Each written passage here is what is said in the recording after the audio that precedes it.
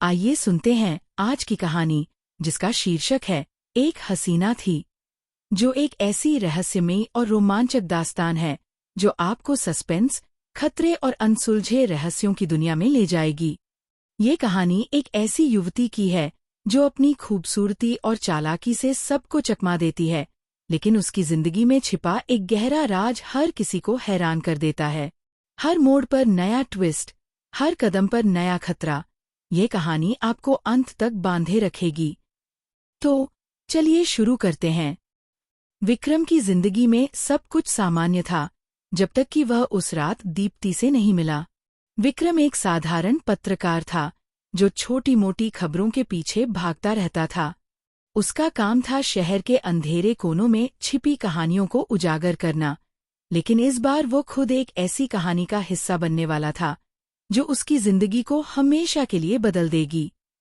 विक्रम अपने दोस्त राहुल की तलाश में था, जो एक हफ्ते पहले अचानक गायब हो गया था। राहुल एक इन्वेस्टिगेटिव जर्नलिस्ट था, जो एक बड़े घोटाले की जांच कर रहा था। उसने विक्रम को बताया था कि उसके पास कुछ ऐसे सबूत हैं जो शहर के सबसे ताकतवर लोगों को बेनकाब कर सकते हैं। लेकिन उस रात के बाद राहुल का कोई अतापता नहीं था। विक्रम को सिर्फ एक सुराग मिला था। राहुल का आखिरी कॉल एक रहस्यमयी नंबर से आया था, और उस नंबर का मालिक कोई दीप्ति थी। विक्रम ने उस नंबर पर कॉल किया, लेकिन कोई जवाब नहीं मिला। आखिरकार उसने एक पुराने पुलिस इंस्पेक्टर रविंदर से संपर्क किया, जो राहुल का दोस्त था। रविंदर ने बताया कि दीप्ति एक मशहूर मॉडल थी, जो शहर के हाई प्रोफाइल सर्कल में जानी जाती थी। लेकिन उसकी जिंदगी में कुछ ऐसा था जो उसे रहस्यमयी बनाता था। रविंदर ने सलाह दी कि विक्रम दीप्ति से मिले, लेकिन सावधानी बरतने को कहा। वह जितनी खूबसूरत है, उतनी ही खतरनाक भी, रविंदर ने चेतावनी दी। विक्रम ने दीप्ति के बारे में और जानकारी जुटाई। उसे पता चला कि दीप्ति अक्सर मूनलाइट लाउंज नाम के एक लग्जरी क्लब में देखी जाती थी। उसने फैसला किया कि वह वहां जाएगा। रात के 9 बजे विक्रम मूनलाइट लाउंज पहुंचा। क्लब का माहौल शानदार था, चमचमाती लाइटें, तेज म्यूजिक और अमीरों की भीड़। विक्रम ने एक कोने में जगह ली और दीप्ति की तलाश शुरू की। तभी भीड़ में से एक खूबसूरत युवती निकली। उसकी आंखें चमक रही थीं, और उसकी मुस्कान ऐसी थी जो किसी का भी दिल चुरा ले। वह थी दीप्ति। उसने एक लाल गाउन पहना था, जो उसकी खूबसूरती को और निखार रहा था। विक्रम की नज़र उस पर टिक गई, लेकिन उसने खुद को संभाला। वह यहाँ जवाब ढूंढने आया था, न कि किसी के जादू में फंसने। विक्रम ने हिम्मत जुटाई और दीप्ति के पास गया। हाय, मैं विक्रम हूँ। मुझे लगता है कि आप मेरे दोस्त राहुल को जानती हैं, उसने सावधानी से बात शुरू की। दीप्ति ने उसे एक पल के लिए देखा, और फिर उसकी मुस्कान और गहरी हो गई। राहुल?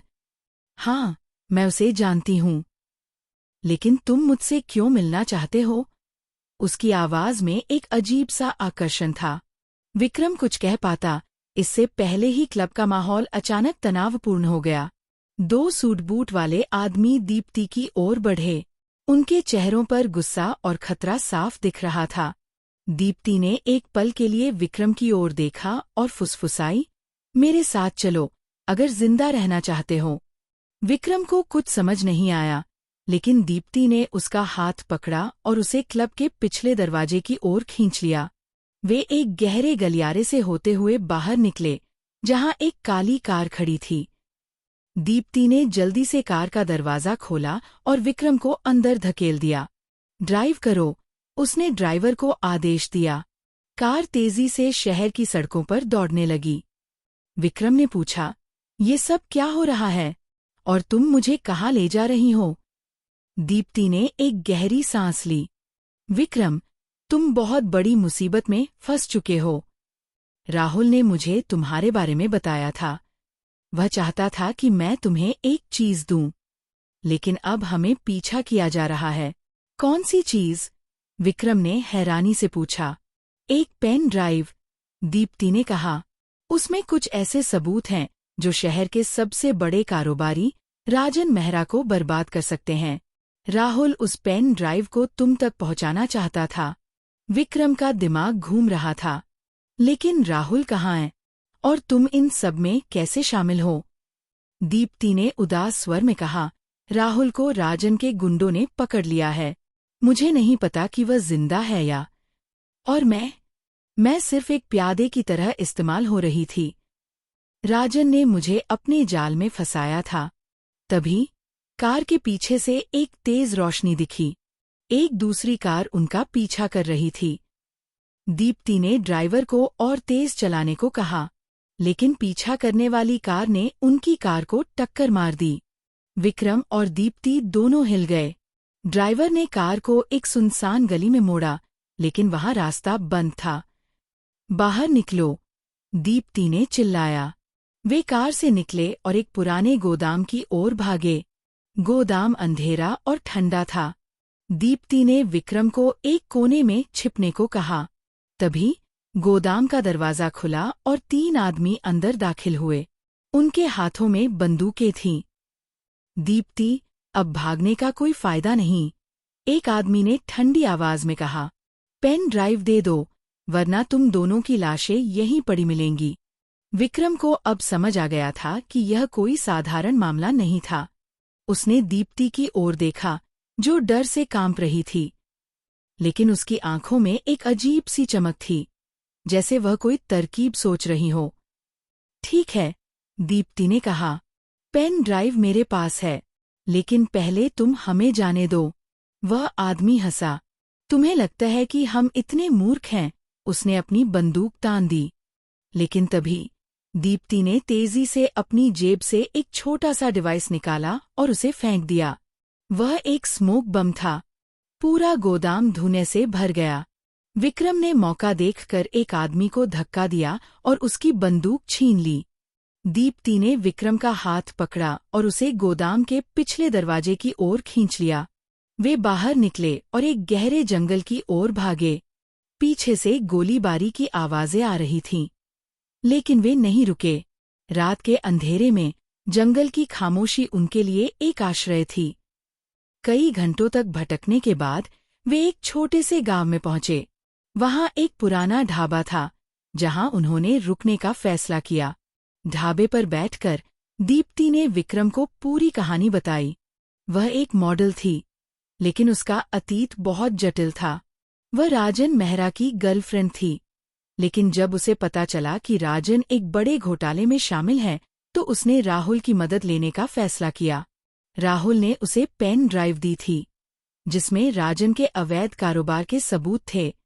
करोड़ों रुपए की मनी लॉन्ड्रिंग, हथियारों की तस्करी और पॉलिटिकल कनेक्शंस। लेकिन राजन को इसकी भनक लग गई और उसने राहुल को पकड़ लिया। मैंने तुम्हारा नाम राहुल से सुना था, दीप्ति ने कहा। वह तुम पर भरोसा करता था। उसने कहा था कि अगर उसे कुछ हो जाए तो यह पेन ड्राइव तुम तक पहुंचानी है। विक्रम ने पूछा, लेकिन तुमने मुझे पहले क्यों नहीं बताया? मुझे डर था, दीप्ति ने कहा।